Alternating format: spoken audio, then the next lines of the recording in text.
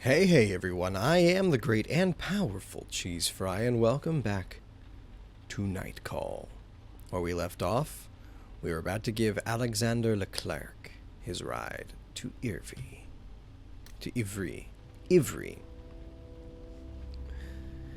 You park in front of the cemetery where your client is supposed to be waiting.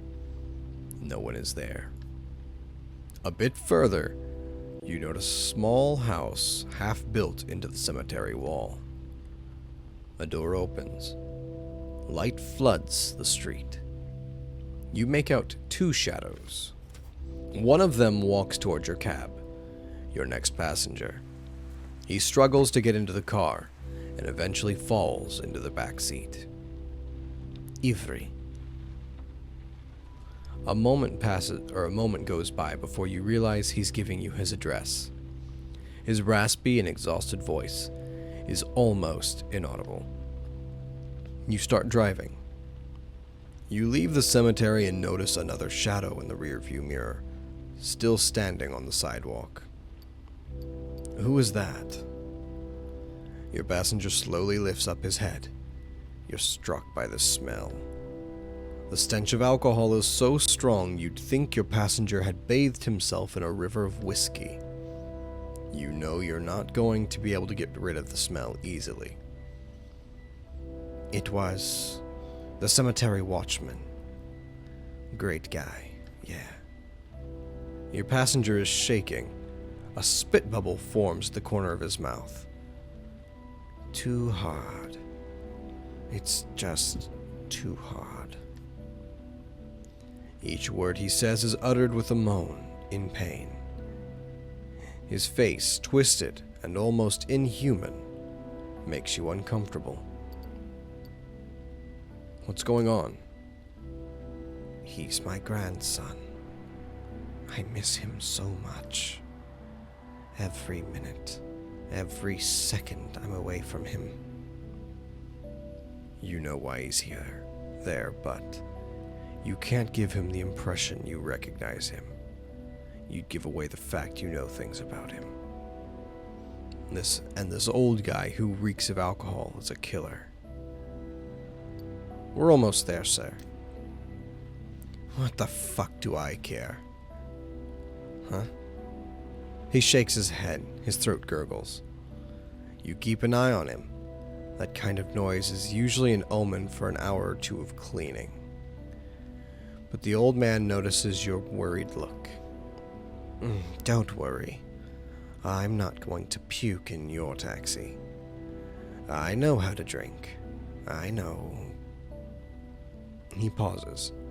His voice drops lower and becomes slower, like he was talking to the other people in the taxi.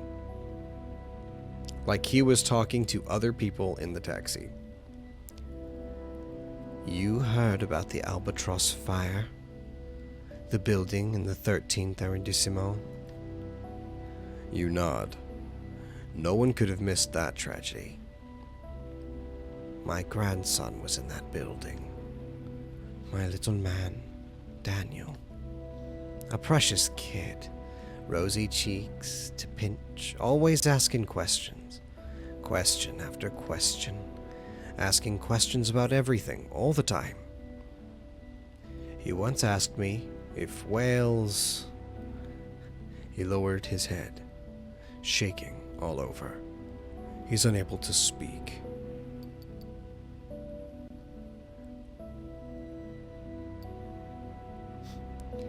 Say nothing and turn the heat up, or ask him about whales?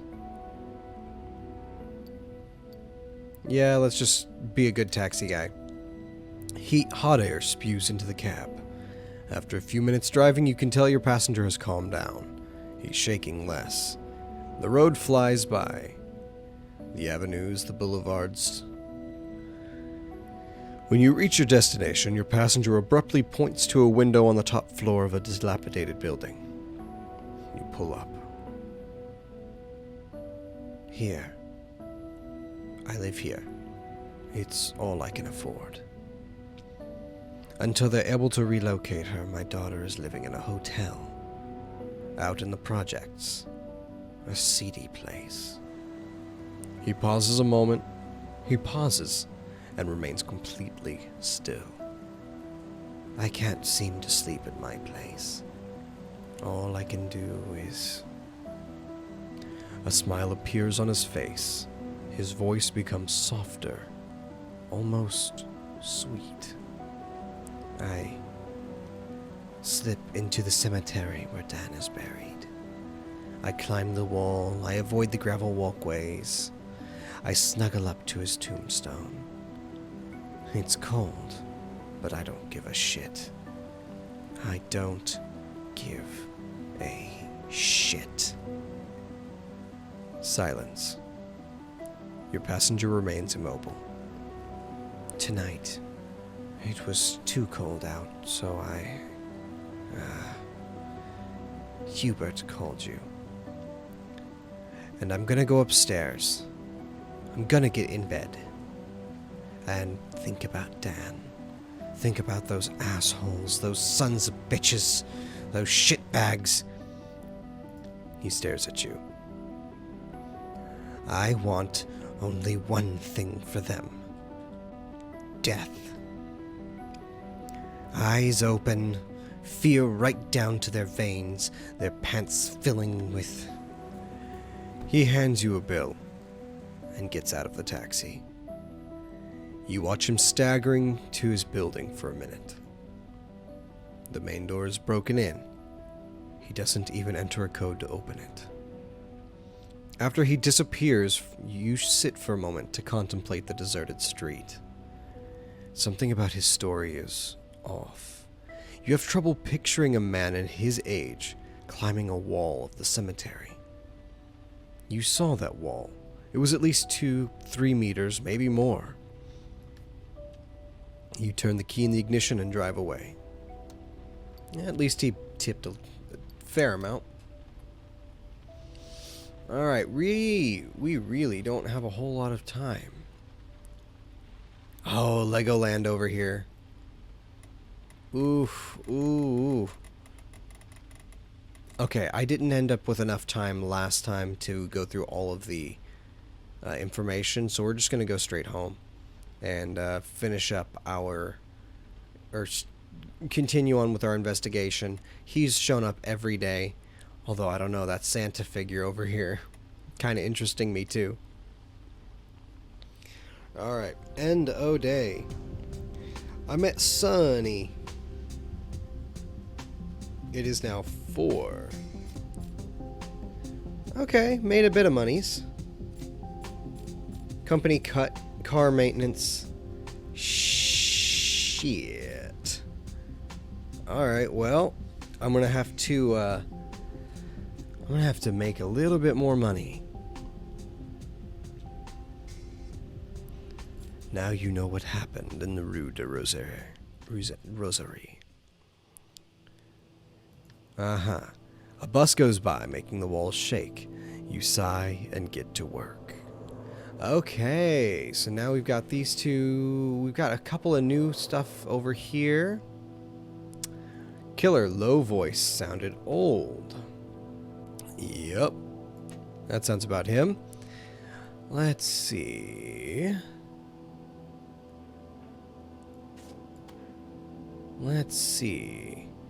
He is... I don't know, man. I guess when you're that close in height... See, I'm really starting to lean toward her, but I have not... Or Alexander, but I haven't picked up Camille yet. Victim 1's death was a scapegoat.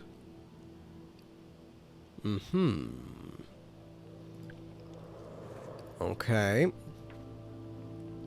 So Victim 4's police report, as well as the autopsy report for Victim 3. Here we go.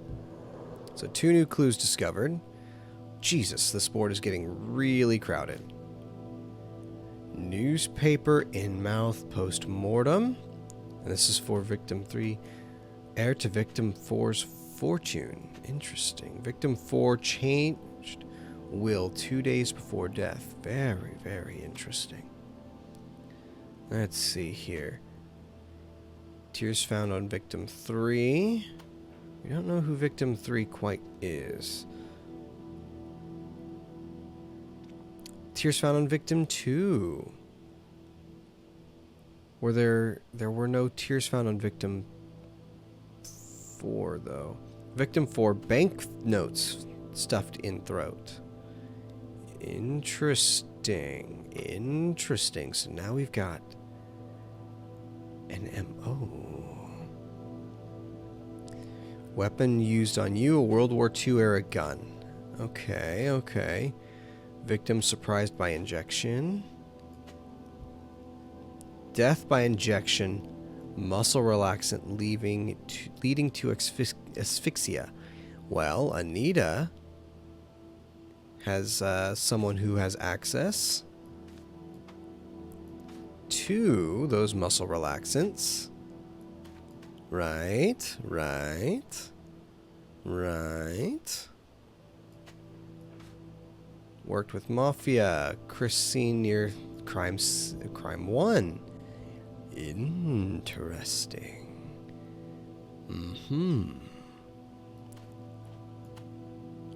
What else? What else? What else? What else? Got that muscle relaxant. Victim 1 MO similar. Victim 1 was an arsonist. So we're going to lead that over there. Albatross fire pushes victim 4 to sell shares.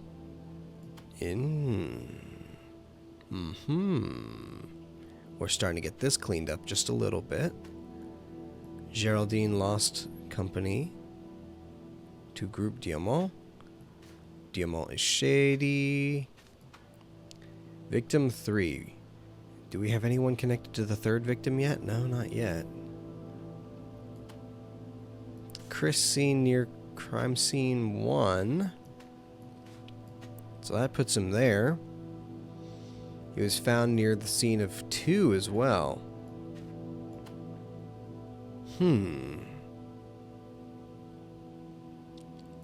Well, we don't have any information on victim 3 yet.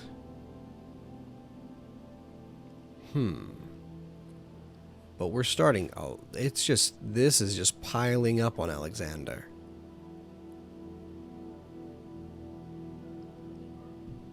Absolutely piling higher and higher. Although we've got a lot towards Anita. How her husband has access to all of this.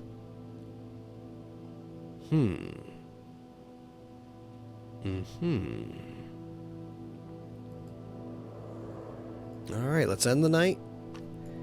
Tomorrow, the phone rings and you jump. You're not used to hearing it. No one ever calls you. It must be Busette. You pick up. Busette sounds irritated. You there? Yeah. Listen, it's... She pauses. You suddenly hear a ruckus in the background. Probably noise at the station. Busette raises her voice. Anyone got the time? Hey, guys, anyone? Fuck, they're all Neanderthals here. Listen, it's early and I'm wiped out. So are you, I bet. Let's get straight to the point. What do you have for me? In a calm, methodical voice, you start giving her the evidence you've collected. You start with the first suspect, their connection to the victims, the rumors, then the second suspect, and so on. A few minutes in, she lets out a whistle. Not bad at all. Seriously, you should come give a lesson to the zombies I work with.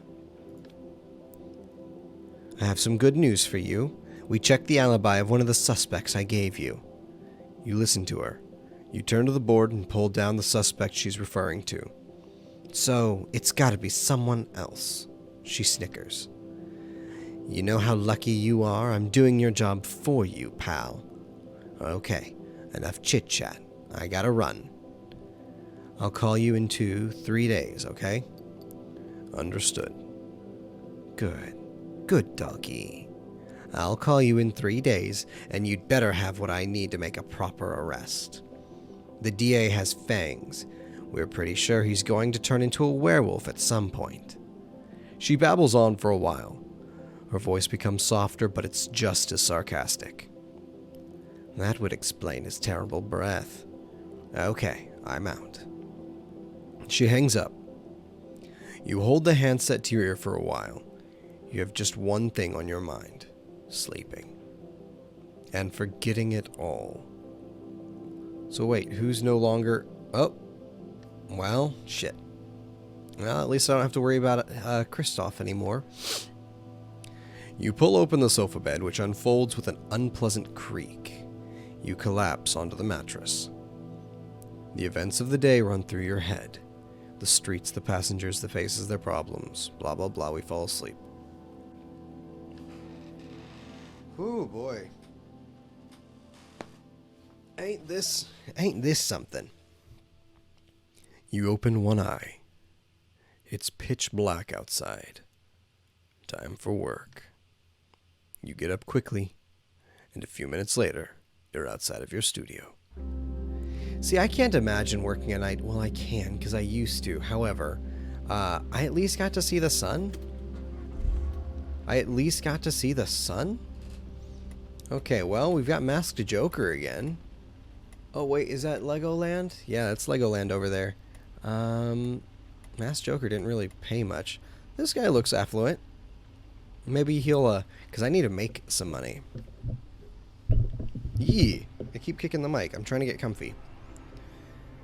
A familiar smell tickles your nose. Oh, God.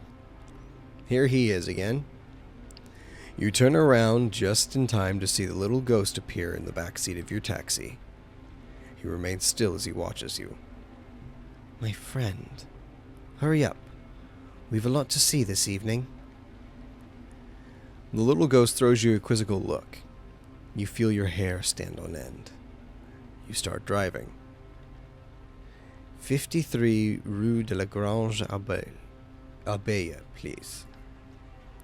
You pause, looking at him inquisitively in the rear view. And what is there in Rue de la Grange Abbaye? There is death in its truest form. You see, at night, the streets fill with the spirits of horses. Before my time, they used to be cut into pieces there. They cut their heads right off. Swish! He seems quite pleased with his performance. There was mud, like pudding almost. The poorest coming in to glean a piece of meat or bone to chew. Noises. Thank God there weren't sound effects that accompanied that, and I'm not willing to make them myself. His silhouette seems to flutter for a second, as if there were the sound wave for laughter. People came from quite far to steal a chunk of meat, a bit of skin. The abandoned carcasses attracted flies. People gathered the larvae to go fishing in the Seine or in the Bondy. The flies drew swallows. Folks came on Sundays to shoot rifles at the flocks of birds. A short pause. My mother once took me there to show me the gallows.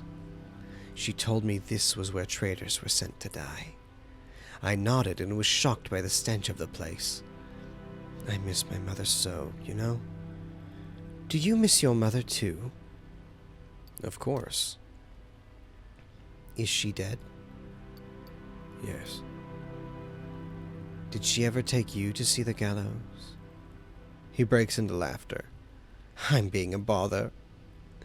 The little ghost starts speaking in a joyful tone once again. My mother loved taking me for strolls. She pulled me by the arm through all of Paris, stopping in front of a building, a market, a dump. She would say, "See now," and I can still hear her voice. She would say, "See now," and I can still hear her voice. She said, "See now, that's how you'll end up if you don't do all of your chores. If you don't learn all your lessons at school, if you don't listen to your father." And she usually gave me a perfunctory smack. His silhouette flutters as if he's receiving a blow. Stop here. The horses are angry this evening. Something is getting on their nerves. He sighs. His presence is making you feel particularly ill at ease. My mother never understood why I joined the comrades, the commune, the cherries. His silhouette starts to flutter. She thought I was being young and stupid. The fluttering intensifies. You can barely make out the little ghost silhouette. Barricades, dead horses, hanged. His silhouette freezes. He looks over at you. I personally think I'm lucky to have died for something I believe in, rather than to live for nothing. A shiver runs up your spine. Like you. Oh shit. Ooh. Ooh. Gotti. Although I didn't intend to pick up the child, so... The next minute the ghost has vanished, his voice still resonates in the cab. Like you. You turn the wheel and pull over to collect yourself. You breathe. This little ghost is going to do you in. And, yeah, wasted quite a bit of gas there. Didn't get a fare. Okay, can we try now? Can we try for this dude over here? Legoland's gone. I mean, Masked Joker is still here, but... Okay. Port de Versailles. Okay. Sure. DJ Watson. Okay. The door opens and your passenger collapses into the back seat. His eyes are hidden behind a pair of large, dark glasses. His clothes reek of sweat and booze. A clubber. He mumbles his destination, and you start driving. A few words are exchanged. The weather, taxes, traffic. Then, you can tell it's coming. The inevitable conversation about the killer. Some bits of information, rumors, things overheard. You make a mental note of what you've heard. Who knows? It might come in handy. Your mind wanders. Your eyes vaguely scan the store windows. The sodium light coming off the street lamps feels like it's dripping into your brain. You're falling asleep. You need a bit of music to keep you awake. You glance at your passenger. You mind if I put a little music on? He waves his hand as if to say, who cares? You turn on the radio, pressing the dial to find a station you like. 80s rock ballad. Too soft.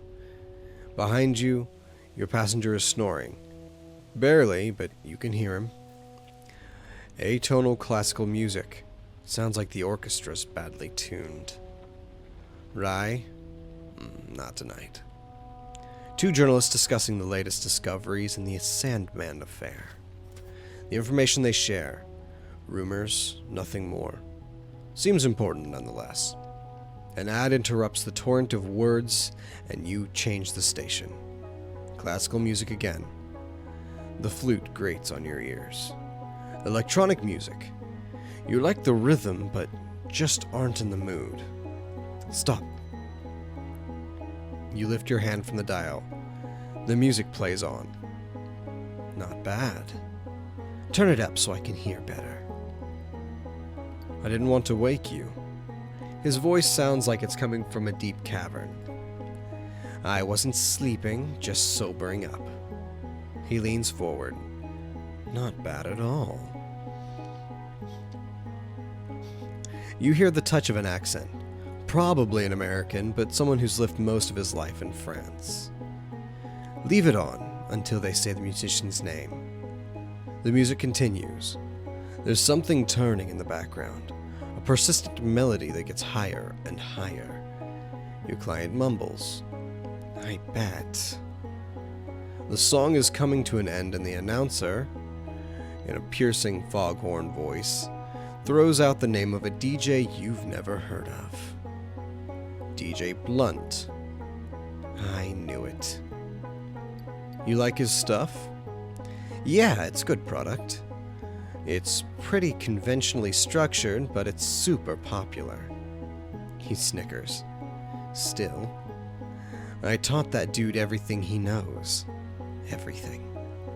In '94, at a party at the Rex Club, there was this kid who started buying me rounds. He waves his hand around. A kid no older than 17. I thought he was hitting on me. He chuckles. He would have been disappointed. He shakes his head. No, he wanted me to teach him how to spin.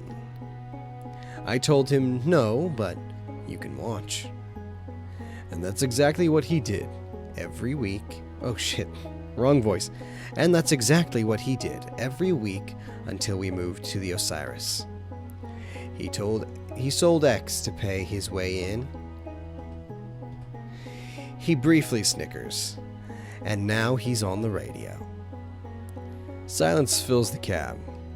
Weighted silence. You can tell your passenger's mind is spinning. You know what he did this summer? He was the opener for the soccer championship at Stade de France. It was huge. Wonder what people'd think if they knew he was selling drugs at 17. He lowers his voice a bit. If only they knew. Your passenger clams up. Well, let's keep an eye on the road. You notice a woman crossing the street at the crosswalk. She speeds up as she walks by two men talking loudly. We ran into each other in Ibiza 4 or 5 years ago. You almost jump at the sound of his voice. I was spinning in this little club. Yeah, really little, but it was something. He totally ignored me, of course. Even with those stark glasses, you can see how angry he is. DJ motherfucking cunt. Am I allowed to say that? He suddenly starts waving his hands around. He rummages through his pocket as he says, your radio. Can I take a flash drive? You glance at your radio. You don't really know what he's talking about. No, only CDs. No worries. He lays his phone in the space between the two seats. Listen to this. It's what I played tonight. It's mine. He sets his phone to play. But, you know, people were barely dancing. A drum machine playing a hard-edged beat in the background. They were talking, taking each other's picture. 4 notes start to dance in the cab. They barely touch, never kiss anymore. The perfect dance beat becomes progressively audible. All that. A purely electronic crescendo plays. Is over. There's a break in the music. Synthesized strings calm the song down, without slowing it down. At least, the song is getting intense again. Explodes as your passenger drifts off. I got people dancing. The song keeps going for another minute, then stops. Your passenger doesn't budge. You drive to the rhythm of his snoring. The sound fills the cab. Ideas are bouncing around, or bouncing through your head, like they do every time you find yourself alone. This guy in the back seat is too old to be young. You look at your own hands. They look like they're suddenly aging in time lapse. You close your eyes for a second. Only a second. When you open them, you've reached your destination and pull over to the sidewalk. You tap your passenger's knee and he wakes with a start. Shit!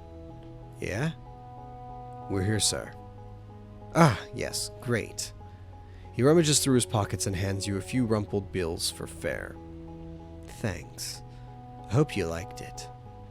Silence. The music, I mean. My music. The song I played you. I should have been the spotlight, you see. 15 minutes of fame. Just a minute of... He stifles a burp. You hear him mumble as he leaves the taxi. Those whiskey and oranginas really screw with my system. That's more like a... You see him stagger towards his building. It takes him several minutes, or several tries to get the door open. He finally disappears inside. You heave a long sigh. Okay, come on. Alright. So that was our fare. Let's see. We still got half a tank of gas. What we got? Could waste my time on all this nonsense. Got some folks up here. Let's see. I gotta make some money tonight. Gotta make some money. This guy looks like he's got money. Well, so does she. But he's closer. Well, I guess they were equidistant. Okay, what we got here? This is Francois. My God, we're going quite a ways. Alright, well. I will probably finish out this night on my own. Mostly because my butt's starting to go to sleep. So, we're going to end this episode here. Thank you guys so much for watching. If you enjoy the video, why don't you leave a like, subscribe, because there's more to come. Trust me, I will be doing more than just this. In fact, tomorrow's video will be something a little different. So, I hope you all look forward to that, because I know I am. And as always, I'll see you then.